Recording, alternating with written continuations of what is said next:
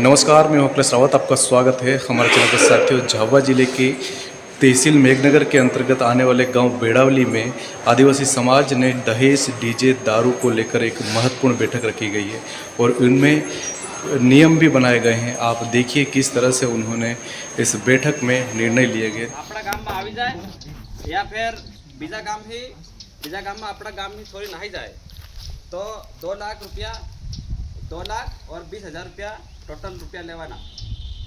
गाम खाए की 5,000 रुपया और डीजे, दारू, मटन सब बंद रहे और सादा भोजन रखवाना।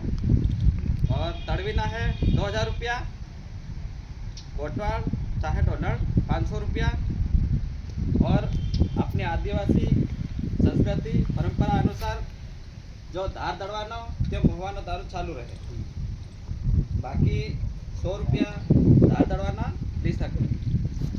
1 किलो चांदी निश्चित थयो। भानगड़ियाना 5,000 रुपया और फेराना 1,500 रुपया। हल्दी गाठा लावाना 3,000 रुपया और शाक ना 500 रुपया। यो निर्णय था ऐसे अपना ग्राम बेड़ावली में। एनामा कहीं भी कमी पेशी होए तो फिर पॉइंट आपको लिखी दिए।